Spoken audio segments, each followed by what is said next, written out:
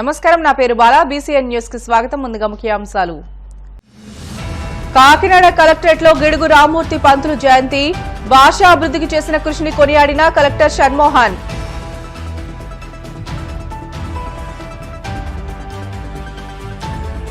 మా సిద్ధాంతాలను గౌరవిస్తేనే వైసీపీ ఎంపీలను పార్టీలో చేర్చుకుంటామన్న పురంధేశ్వరి.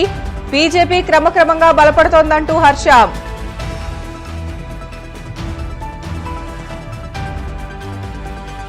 జనసేన పార్టీ గ్రీవెన్స్ కు విజ్ఞప్తుల వెల్లువ. ప్రజల నుంచి అర్జీలను స్వీకరించిన నర్సాపురం ఎమ్మెల్యే బొమ్మిడి నాయకర్.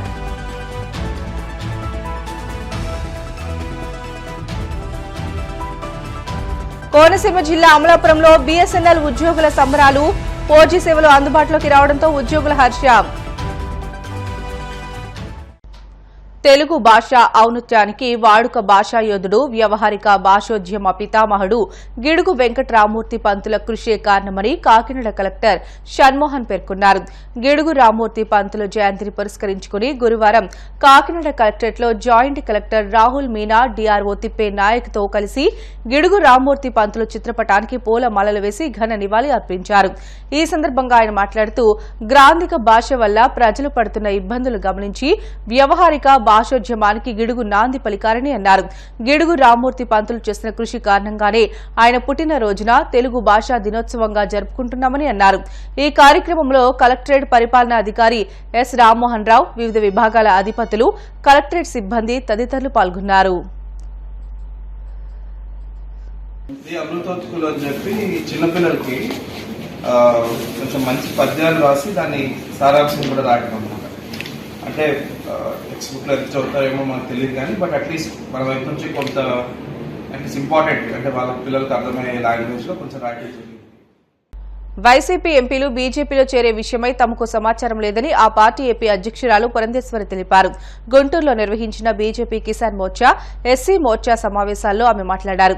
కొల్లం గంగిరెడ్డి పార్టీలో చేరడంపై తాము ఎలాంటి నిర్ణయం తీసుకోలేదని తెలిపారు. నేతలను చేర్చుకునే అంశంలో అన్ని స్థాయిలో చర్చ జరుగుతుందని అన్నారు. పార్టీ సిద్ధాంతాలను వారు అంగీకరిస్తేనే చేర్చుకుంటామని స్పష్టం చేశారు. వైసీపీ నుంచి వచ్చే ఎమ్మెల్సీలు, రాజ్యసభ సభ్యుల చేరికపైన ఇదే విధానం పాటిస్తారని వివరించారు. సార్వత్రిక ఎన్నికల్లో బీజేపీపై ఇండియా కూటమి చేసిన దుష్ప్రచారం వల్లే కొంత సీట్లు తగ్గాయని అన్నారు. దేశవ్యాప్తంగా బీజేపీకి 18 కోట్ల మంది సభ్యులుంటే ఏపీలో 35 లక్షల మంది ఉన్నారని అన్నారు. సెప్టెంబర్ 2న సభ్యత్వ నమోదు ప్రారంభం కానుందని తెలిపారు. ప్రధాని మోదీ మొదటి సభ్యునిగా పేరు నమోదు చేసుకుంటారని, ఆ తర్వాత దేశవ్యాప్తంగా ప్రారంభమవుతుందని పేర్కొన్నారు. సాధారణంగా భారతీయ జనతా పార్టీలో 6 సంవత్సరాలకు ఒక్కసారి సంపూర్ణమైనటువంటి సమూలమైనటువంటి సభ్యత్వ నమోదు కార్యక్రమం చేయడం జరుగుతుంది.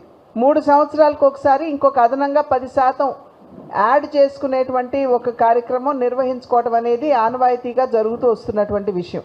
2014వ సంవత్సరంలో కార్యకర్తలందరూ చాలా శ్రమించి పనిచేసినటువంటి సందర్భంలో యావత్ భారతదేశంలో 11 కోట్ల మంది సభ్యుల్ని నమోదు చేయడం జరిగింది. ఇది కేవలం కింద ఉన్నటువంటి కార్యకర్తల యొక్క కృషి ఫలితం. భారతీయ జనతా పార్టీ ప్రస్థానం 1980లో 2 పార్లమెంట్ సభ్యులతో ప్రారంభమైతే ప్రతిసారి ఎన్నిక జరిగినప్పుడు సంఖ్య పెంచుకుంటూ, అంటే బలం పెంచుకుంటూ ఇవాళ 240 మంది పార్లమెంట్ సభ్యుల్ని గెలిపించుకునే స్థాయిలో ఇవాళ భారతీయ జనతా పార్టీ ఉంది. పోయినసారి కంటే ఇప్పుడు తగ్గింది కదా అని అంటే, ఏదైతే ప్రతిపక్ష కూటమి ఎన్డీఏ కూటమికి ప్రతిపక్ష కూటమిగా ఉన్నటువంటి ఇండీ కూటమి ఏదైతే ఉందో చాలా సమర్థవంతంగా అసత్యాలు ప్రజల్లోకి చొప్పించినటువంటి సందర్భంలో ఎన్డీఏ కూటమి అధికారంలోకి వస్తే రాజ్యాంగాన్ని మార్చేస్తారని, అదేవిధంగా చర్చిలు, మసీదులు ఏవైతే ఉన్నాయో కూడగొడతారని, రిజర్వేషన్లు ఎత్తివేస్తారని, ఈ రకమైనటువంటి దుష్ప్రచారం ప్రజల్లోకి తీసుకువెళ్ళినటువంటి సందర్భంలో ఒకంత ఎన్డీఏ కూటమి ఫలితాలు కొంచెం తగ్గినటువంటి విషయం వాస్తవం. వర్గీకరణకి ఏదైతే భారతీయ జనతా పార్టీ కట్టుబడి ఉన్నదో ఎస్సీ వర్గీకరణకి, దానికి అనుగుణంగా ఇవాళ నిర్ణయం చేయటం జరిగింది అనేటువంటి విషయం ఇది తేటతెల్లమైంది. అంటే రిజర్వేషన్లు ఎత్తివేస్తారని, బడుగు బలహీన వర్గాల వారికి వ్యతిరేకంగా పనిచేస్తారని అనేటువంటి దుష్ప్రచారం ఏదైతే ఉందో అది నిరాధారమైనది అని చెప్పి సుస్పష్టంగా మనకి అర్థమయ్యేటువంటి విషయం. అదేవిధంగా ఆది నుండి కూడా ప్రజా సంక్షేమానికి, దేశ అభివృద్ధికి, ఈ రెండింటికి పెద్దపీట వేస్తూ వచ్చినటువంటి పార్టీ భారతీయ జనతా పార్టీ. అమరావతి నిర్మాణానికి 15,000 కోట్ల రూపాయలు కేంద్ర ప్రభుత్వం తన సహకారాన్ని అమరావతి నిర్మాణానికి అందిస్తున్నారు. కూటమి అధికారంలోకి వచ్చిన వెంటనే 2014వ సంవత్సరంలో అమరావతి కోసం 2,500 కోట్ల రూపాయలని మంజూరు చేయడం జరిగింది. ఇవన్నీ అమరావతికి కేంద్ర ప్రభుత్వం కట్టుబడి ఉన్నది అని చెప్పడానికి నిదర్శనం. ఓటమిని లేకపోతున్నటువంటి సందర్భంలో వైఎస్ఆర్సీపీ నాయకులు ఇవాళ ఈవీఎంలని తిరిగి లెక్కబెట్టాలని ఇటువంటి విషయాలు తెర మీదకి తీసుకొని వస్తున్నారు.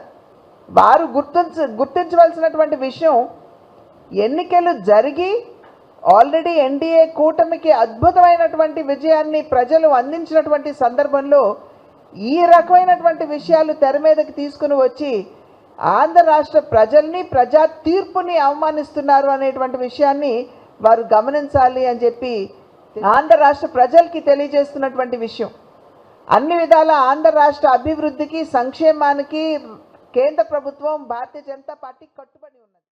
జనసేన పార్టీ నిర్వహించిన గ్రీవెన్స్ కు విజ్ఞప్తులు వెల్లువెత్తాయి. మంగళగిరి జనసేన పార్టీ కేంద్ర కార్యాలయంలో జనవాణి కార్యక్రమంలో పాల్గొని ప్రజల నుంచి నర్సాపురం ఎమ్మెల్యే బొమ్మిడి నాయకర్ అర్జీలు స్వీకరించారు. ఈ సందర్భంగా ఆయన మాట్లాడుతూ గంజాయి వల్ల గాజువాకకు ముప్పు వాటిల్లుతుందని అన్నారు. 16 ఏళ్లైనా గంగవరం పోర్టు నిర్వాసితులకు ఇచ్చిన హామీలు అమలు కాలేదని అన్నారు. పోర్టు నిర్వాసితుల సమస్యల పరిష్కారానికి కృషి చేస్తామని హామీ ఇచ్చారు.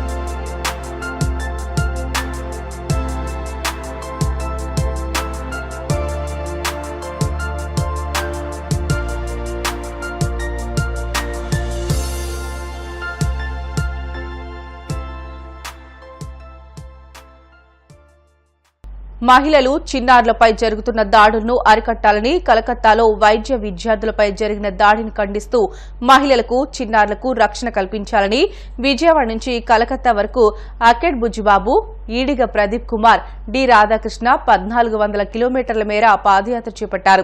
ఈ సందర్భంగా పాదయాత్ర బృంద సభ్యులు బుజ్జిబాబు, ప్రదీప్ కుమార్, రాధాకృష్ణ మాట్లాడుతూ కలకత్తాలో వైద్య విద్యార్థిపై జరిగిన దాడి అన్యాయమని, సమాజంలో మహిళలకు రక్షణ కల్పించాలని అన్నారు. ఈ యాత్రకు మద్దతు తెలియజేసిన ఎస్ఎఫ్ఐ జిల్లా కార్యదర్శి ఎం గంగా సూరిబాబు, ఆర్య వైశ్య సంఘం నాయకురాలు నాలం ఆండాల్ సంయుక్తంగా మాట్లాడుతూ సమాజంలో మహిళలకు రక్షణ కల్పించాలని డిమాండ్ చేశారు.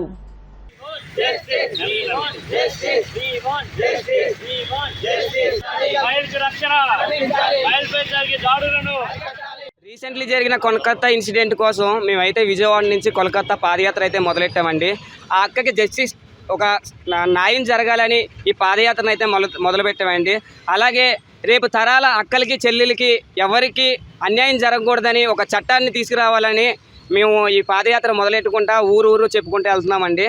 మా విన్నపం ఏంటంటే, మేము చేసే ఈ పాదయాత్రలో ప్రతి ఒక్కరూ పాల్గొనాలని, మీ రోజులో 1 గంట మీది కాదనుకొని ఈ పాదయాత్రలో పాల్గొని ఒక అడుగు ముందుకేశారంటే ఒక్కొక్క అడుగు మన చెల్లెలకి ఒక్కొక్క రక్షణ కింద మిగులుతుందని కోరుకుంటున్నామండి. ఇప్పుడైతే ప్రజెంట్ కాకినాడలో వచ్చామండి. కాకినాడ ప్రజలైతే చాలా బాగా అయితే మమ్మల్ని రిసీవ్ చేసుకున్నారండి. చాలా హ్యాపీగా ఉంది.